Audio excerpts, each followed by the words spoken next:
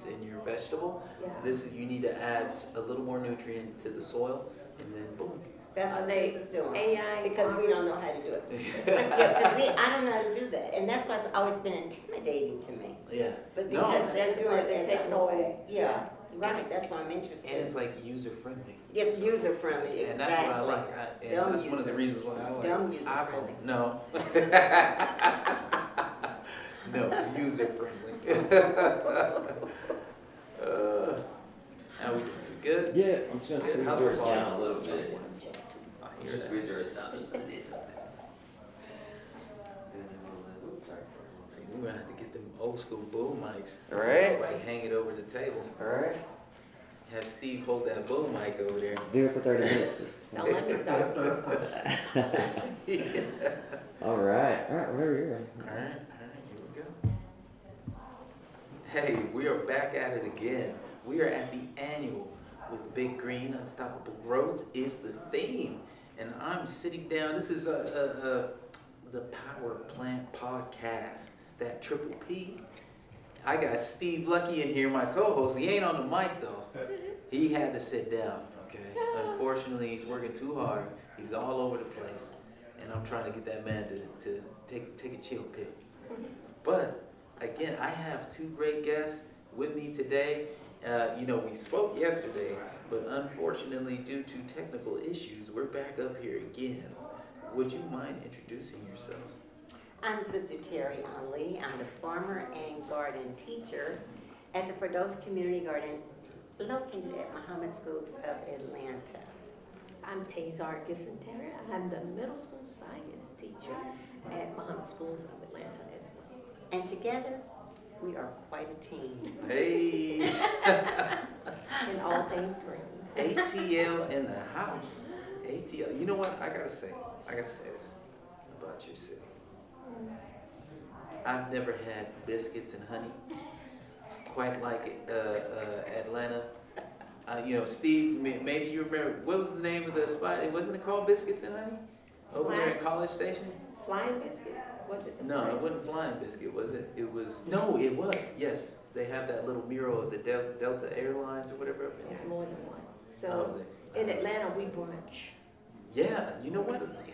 We do And that. I did notice that. I was like, how are all these people out here right now? Don't y'all work? Who works in Atlanta? They work from home. I was like, this is crazy. Everybody's over here enjoying the day. It was like a Wednesday. And I was like, it's cracking out here. It ain't supposed to be like this. It ain't like that in Denver, I can tell you that much. But I love the South. Every time I go down there, it's like I'm going home.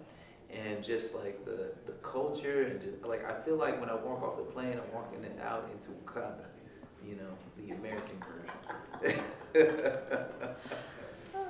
But today we got some questions today for you. Okay, one of them is, tell us a little bit about your organization. This year, you got things planned this year. Like, what would you like to see, yourself in a year from now? We'll start off with that. Well, let me share first that we are located in an inner city school, black school. It's been there over 40 years, has great relationships with so many people in Atlanta, not only surrounding the school, but politically and so forth and so on. I can't pretend that we're the first ones that started growing food there, because there's always been someone growing food everywhere in America, and especially in the South. It is an agricultural state. And of course, it has a history of enslavement for African Americans. So we have always worked with the land. But I think what we've been able to do over the last 10 years is to create a consistent, weekly, mandatory agriculture education that we do in linking with the school, the garden, and the community together. And it has had lasting effects that we did not anticipate. It also means we've had to grow every year into more and more and bigger and bigger and better. But there's a lot of things that we've learned along the way, and we'll be glad to share some of that. What was the question? That was about the organization. Yes. Yeah. What is your expectation for this upcoming year? What would you like to see done? What is your goals for this year, whether it be individual or it be collective? We have a farm-to-table formed the cafeteria program at our school.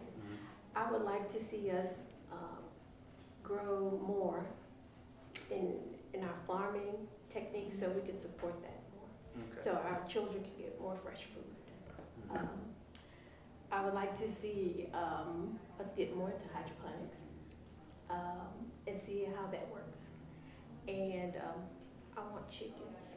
She's been wanting chicken. That's cool. Yo, you want The chicken? bees keep I leaving. See, you want chicken, I want bees. Oh, See, honey and chicken, we'd have it all like that. all right. So, every year, for the last 5 years, we continue to add a theme, grade level. So, all of them farm, all of them take care of the garden through this mandatory program. But at 3rd grade, they also raise and release butterflies. That's so cool. 4th grade, they're composters. 5th grade and 6th grade, they're beekeepers. And these 7th and 8th grade, we're trying to do more around value-added products. Okay. We've come up with many, but we have not established one but I think we have a chance now because of the work that Tazar did over the summer in food preservation. Okay, it sounds like there's gonna be a There's hen a house lot going over on. there. There's a whole lot going on. Maybe them 6th, 7th, and 8th graders can take care of that hen house. We're working on it. We're working on it. So, earlier I had a couple of guests, one from England, Arkansas. And in her community, she worked with blighted land, purchased it in her neighborhood, and flipped it. It took about 2 years for them to get things rocking. And she was telling me about how, the demographics of that neighborhood is, you have grandparents, baby boomers, taking care of Gen Zers, right? And utilizing that space and trying to curtail that space for the baby boomers to really take advantage of that space of growing food. But what I pulled out of it was the importance of our elders pouring their wisdom, love, and just knowledge of land and culture into those Gen Zers as they work on the garden together. And Yes, the word on the absolutely. street is, Sister Terri Ali, like that is something that you embody as well. Yes, well, actually all of us, and this is and I say that because everyone is each one teach one. And I think when you set it up where people can come together in different groups, of course we talked about the school, but we also have a volunteer team because that's why we can stay open all year long. We have many people from the community that help us, and so we have several things that will help with that for our listening audience. One is the garden is never locked, and that's really critically important. There are some people that like to garden at midnight, and it's okay. The other thing is that we don't have a lot of rules. The rules are don't put any pesticide on the food, but once we get people trained in that way, we have little rules. And I think the only third thing is that when school is in, ask first before you take it, because we are trying to develop our farm to cafeteria program. We're trying to impact transgenerational illnesses, such as high blood pressure, sugar diabetes.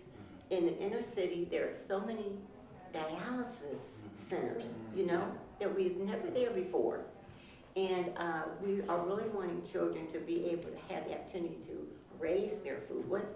It's so interesting, and let me just say this, and I'm going to switch over to your subject matter, but the magic that comes with putting a seed in the ground, that developing into a plant, and then producing vegetables or fruits that also have seeds, that's all of us know there should never be hunger in the world. So just having that experience helps these intergenerational conversations happen around poverty, around food sovereignty, around third world countries and what's going on with them. Why is there so much hunger in the world? And that's what growing food begins to bring these questions to your mind that I think when you have intergenerational groups together, you can explore that beyond just your thinking or your age group, how you might look at it. It's a larger picture to things. And Sister Terri and I work together well. And when we started out, Sister Terri, I tell this story all the time. Sister Terri likes to teach children how to garden. I like to say I broke her in. So she would, It's true. she would invite like the students to come on Saturday to teach them how to garden. And I kept coming without my children on Saturdays. And but I'm like, she would look around me like in an exaggerated manner. Where are the kids? Where? And I was like, oh, they're home. And then finally one Saturday she goes, well, I really like to teach children how to grow food. And I said, okay, where does this go? And so I never stopped coming. So she put me to use, and I'm grateful for that because that's when I really got into growing and talking about that intergenerational relationship and teaching each other from generation to generation how to grow food and how to reconnect with the earth. And you know, and I think, and then just to bring this forward, she was at that time, I think you were the president of PTA. I don't think you were even teaching then at that school, but now that marriage has happened between education and, you know, education, technology, and agriculture. Yes. And because that marriage has happened, all of the teachers, and especially Sister Tazar, are already thinking about project-based learning. How do we take every year and turn it into something that the children own, that they really own that experience, you know. And I don't even want to do children because, you know, adults got to give you, you know, you tell adults, but they got all the questions. My mama didn't do it that way. Well, okay, boo, you go ask your mama. I'm just going to teach these babies. But, that is cool. So, you know, word on the street is you have dirt talk. And that definitely correlates to that garden. Can you dive into that a little? What does that mean? We have something that we call dirt therapy. Dirt therapy. So, in Sister Terri's previous career, she was a social worker. Okay. And sometimes we as volunteers come together in the garden and we just talk it out. We work it out. We give each other advice or we just listen. We have tea. And in our garden group, we have a garden group chat and everybody's coming over or whatever. We'll drop it in there. I'm going to the garden. I need to go to the garden. And we'll go, well, I'll meet you over there. And we often joke, we need some dirt therapy. I need some dirt therapy is what we call it. And we go put it into the soil and make something beautiful out of it. you know, I think some of that came about during the pandemic. It We did. actually, It where did. everything was closing down, we actually did pandemic planting so that whole families could come out and not necessarily run across each other, but could find what they were looking for in the garden. But what was amazing, and I don't think we were ready for, we had people from the community who were physicians, who worked for EPA, who worked for CDC. These were community people that Yeah, y'all didn't even know they were there. Hey, they felt a need to come and get rid of some of all that anxiety they were dealing with, and it has continued that you never know where your volunteers are coming from. We don't want to think it's just this group or just that group. Yeah. It's interesting how very professional people can come and get lost in the soil. Yeah, if it's open, if you allow them to, they can come and dive right in. I think that's really important. Look at this. First off, I feel good already, just listening. Okay? It reminds me of the times with my grandmother. She was from Carthage, Mississippi. Oh, you're a country boy. Yeah. Yeah, okay. And she would always say January as January, baby. And I was like, okay. And the last few words that I got to share with her before she passed on was just to be thankful and enjoy, like no matter where I find myself.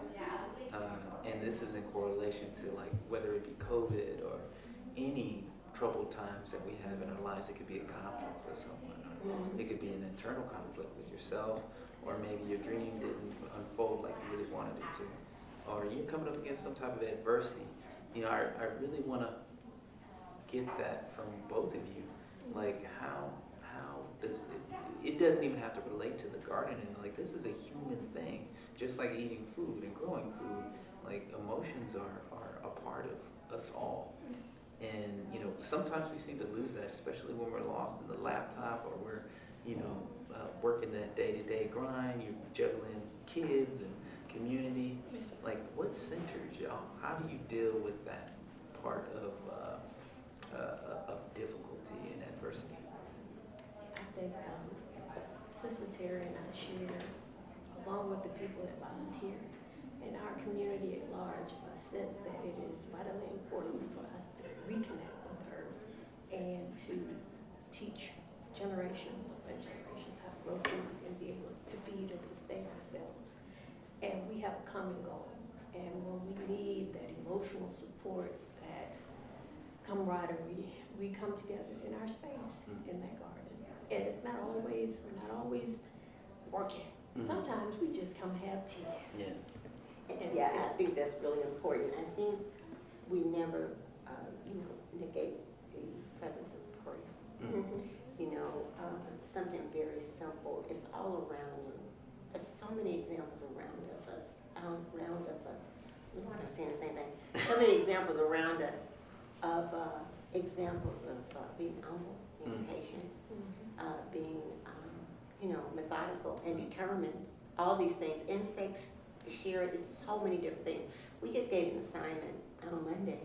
The children took out the yoga pants and they were supposed to draw a picture of imagine, believe, and achieve. But they had to see it reflected in the garden. So they could pick anthills.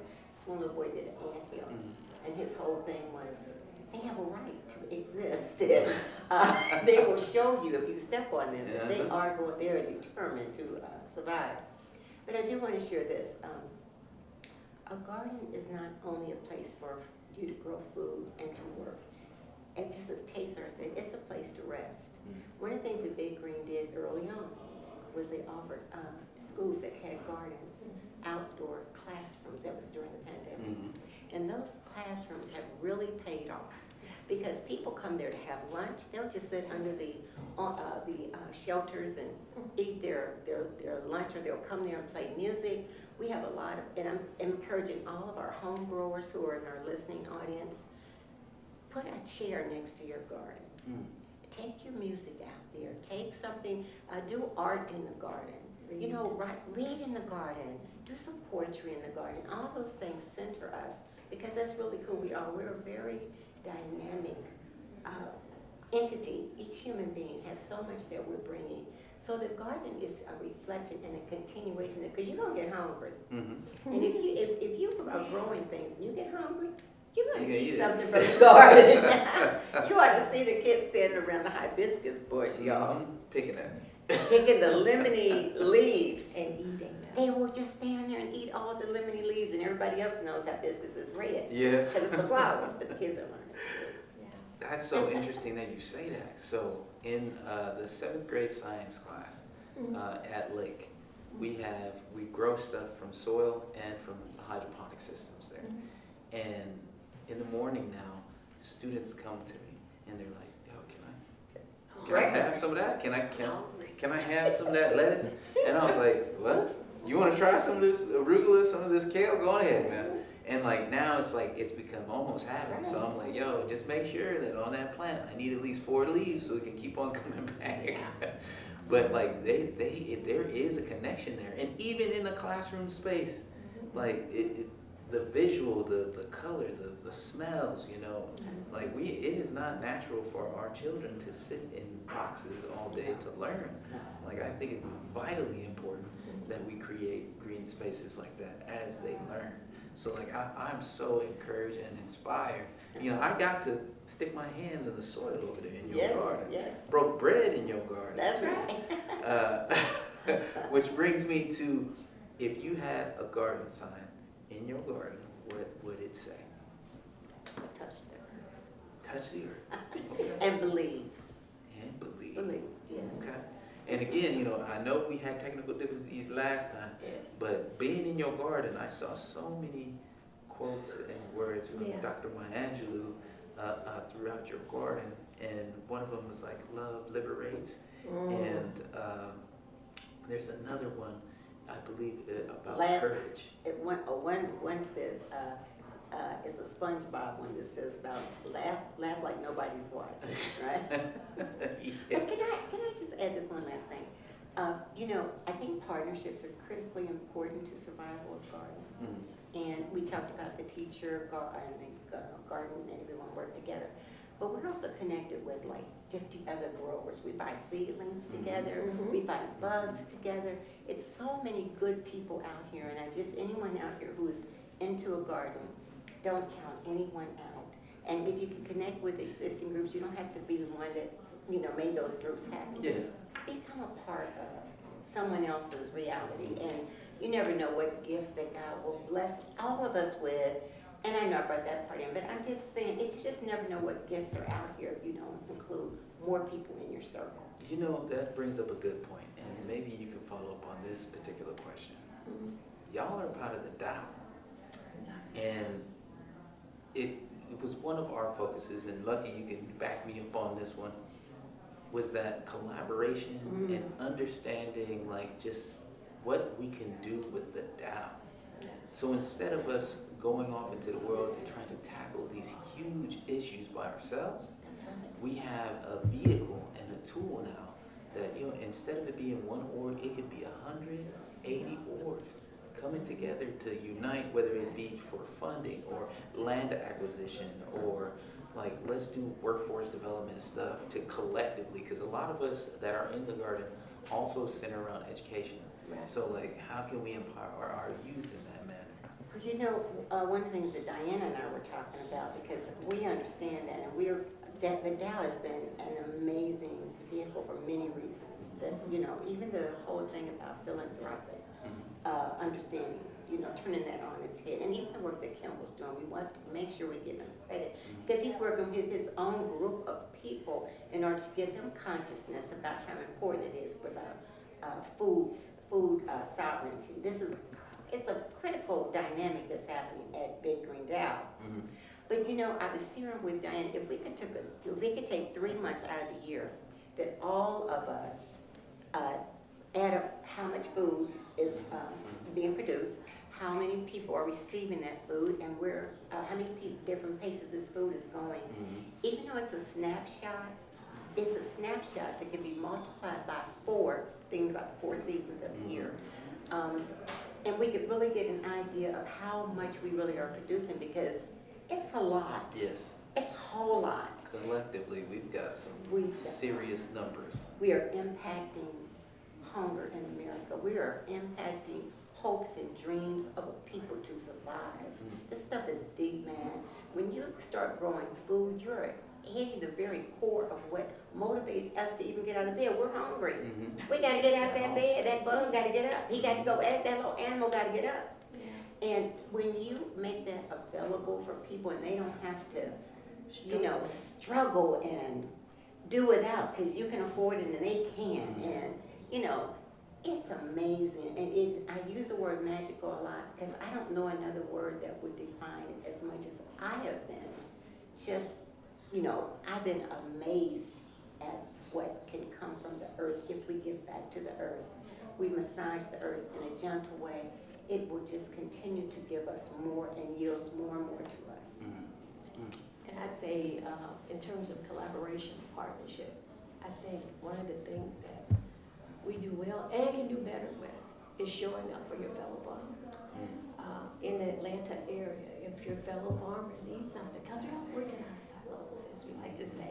We all out at our own farm. On our island. On our island. So sometimes just showing up for your fellow farmer. If they're having an event, they need to put some cabbage in. They need to do whatever. Show up, you know, just live it, you know, and then they come visit you and show up for you. Yeah. So we try to practice that, showing up for our fellow farmer and empowering our children to know that they can grow and feed themselves. You don't have to depend on it. That gives you a certain type of power. Yes. I mean, just think how many children run through the garden and say, oh, mommy said, I gotta go get some lemon. Yes. Oh, yeah, I need some holy basil because I my need some grandpa don't elderberry. feel good. Yes, we have elderberry. Because Yes. once they get it, I mean, we harvested the leaves off of the banana plant. And you know, the banana stem, that juice is used all over the world. We didn't know that. But by raising the food, it makes you more curious. It goes back to that whole project-based learning. Yes. the kids had them and they were doing all sorts of things with them. So I'm looking forward to what comes out of that. So we touch base on the academia, we touch base on like community building, we touch base on just even the emotional, spiritual aspect of being in the garden. Now I want to talk about that economic side because it's extremely important, especially, you know, I'm gonna quote a day, I always quote a day, because she said it best, man. It's like, yo, in the philanthropic world, you know, give us the money and get out of the way, and let us get to work. Like, and then you'll have funders that are like, well, I need to see this, I need to see that, and I want to have a little bit more control. And it's like, nah, dude, like, if you know we're doing the work, just fund us, get out of the way. You know, like we talked, someone else mentioned earlier, even at this conference, all money is not good money for you. And that's not an easy decision to make. And I think you have to massage it and try to have transparency, encourage, just go on and talk it up, because you can get people thinking like you want them to think sometimes, and sometimes you can't. But I think anyone who is trying to do this work, you have to develop more skills on how you articulate your message, help people to understand what's in it for them, what's in it for you to be a part of this with me. And I think you have to, the Tazar knows we are robbing Peter to pay Paul all the time, it's a terminology. But I know that terminology. yeah, you know the terminology. I know that. But we are actually trying to come up with a value-added product that can bring us money. And I think Abby of Gangsters to Growers talked about that. She came up with a hot sauce. Yes. And Tazar this summer came up with a couple of teas that we are naming, and we're trying to make those available. Shout out to Jada Shea. Jada Shea. That led Tea that shop. tea workshop, and they're right there in Atlanta. You can have tea there. That's fresh. Well, I mean, along with the biscuits and honey I'm gonna get. There are some Hopefully- biscuits and honey. Hopefully there's gonna be some chicken over there Oh, too. yes. Y'all know how I feel about that chicken. I ain't gonna get into that. You gotta come back to Atlanta real soon. We got tea, we got biscuits, we got Y'all can make me everything move down chicken. there, man. Hey, it's I'm open. ready though. It's I'm down. I'll move down there. I'll take the whole family down there. Y'all ain't ready. You need an invitation first, because, you know, Atlanta's full. So you Oh, need, Atlanta's full. See, look at this. You hear this? I know y'all hear this, right? if you It's get an regulatory practices I know, over here right? at Mohammed Schools, okay? but if you get an invitation, you can come. Okay. You're invited. I appreciate You it. and family. Thank you. Thank you. Okay. Thank you. I got a whole clan too. Yes. 8 of us over there. Oh, wow. I'm all down. I think the other thing is that, you know, don't do anything in a silo like you mentioned, but even within your own house. Yes. Like the principal, the board, Yeah. everybody knows what we're doing. We're bouncing everything off everyone. They have them sign up on everything. I don't do anything outside, even our financial officer. I would over talk something because I want to make sure she gets it. Yeah. Because they might know about something I don't know about. They may have got another opportunity Or somewhere that might somewhere blend like in. it. Yeah. Exactly. No, that makes total sense, and that's just comes with good practices in business and partnership. Period. Is that transparency. And the other thing for a farmer, know your worth. It's nothing but make sure you always get some pay for yourself, because that'll get overwhelming to you after a while. You gotta have gas money. You have to pay your own rent. Yeah. So it has to. I mean, of course, they have standards, and Atlanta's trying to come up with standards.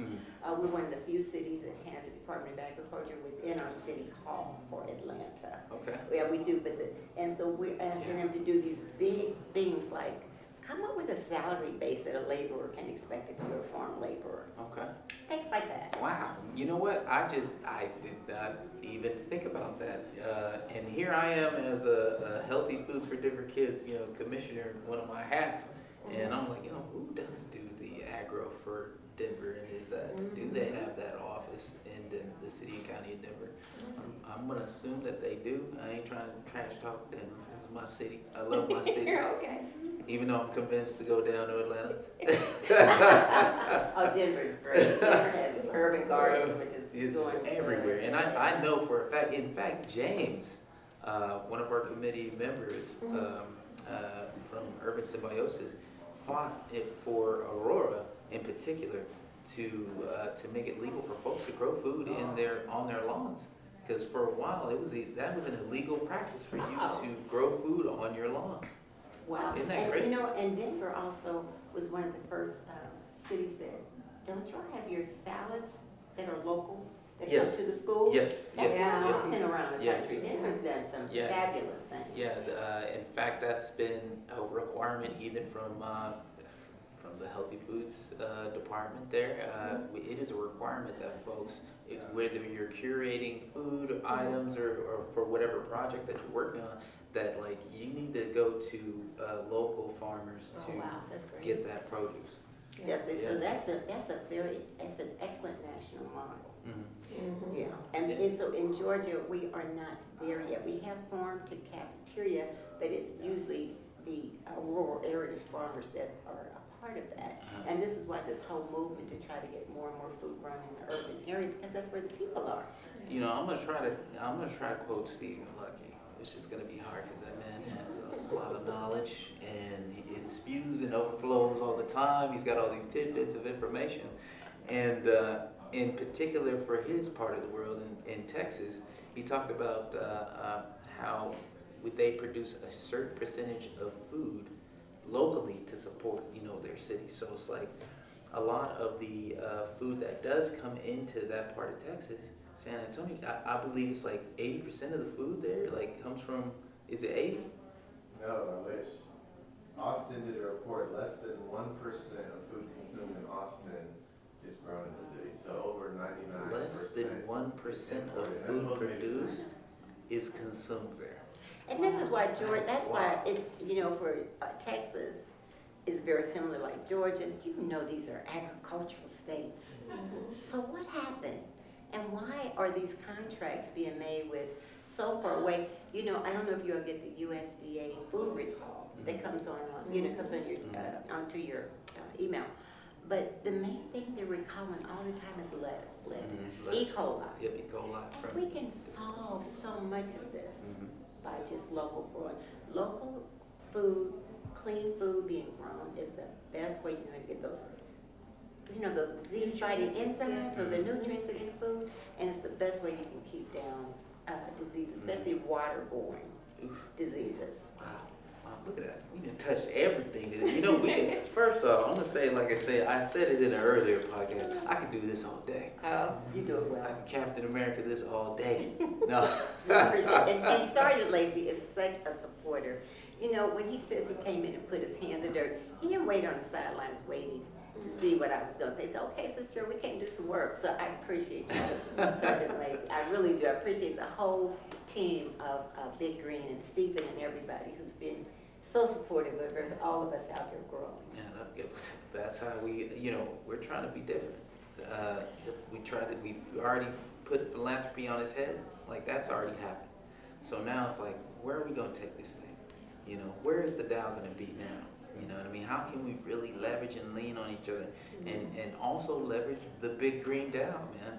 And, props to Stephen Lucky and Jamala and James, man, because they're, new leadership means new ideas, new focuses, new relationships being built. And, like, I feel like with them coming in to take on that mantle, even though, I'm going to step down, but my hand's still going to be on that wheel, just like all of us, which is something that I really wanted to get across. Yeah. That you both have your hand on that wheel of guiding this thing. Absolutely. And one day, and Catherine, and just that whole group, you all have been amazing. But I also want to mention Diana.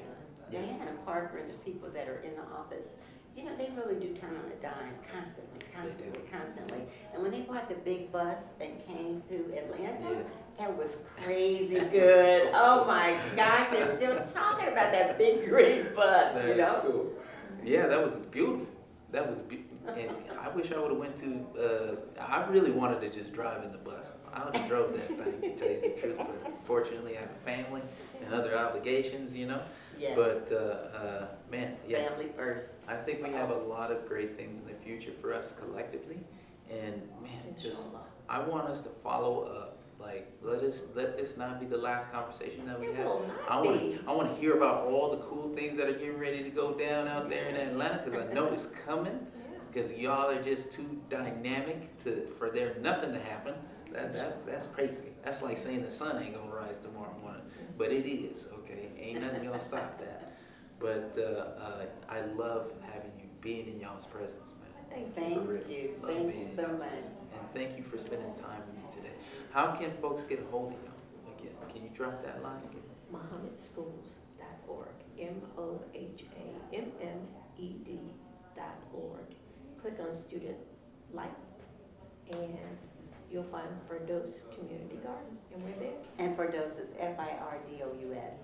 And we can find you on Instagram You can find too, us right? on Instagram, you can find And us Facebook. on Facebook. Yeah, we're kind of like all over the place. Hey, don't let it fool you. They know what they doing down in Atlanta. And you're welcome to come. Well, Thank you. And we use I Dr. appreciate George that. Washington Carver as Yes. a guide for us as well. We have all of his bulletins, and we really do use a lot of material from a lot of people That's right. that have done well, and we want to do well. Right on. And you hear it here. This is Staff Sergeant Mac. Tazar Gissentanner. And Sister Terri Ali. We'll see you next time. Y'all pros, y'all. No, it's right here. He is like, going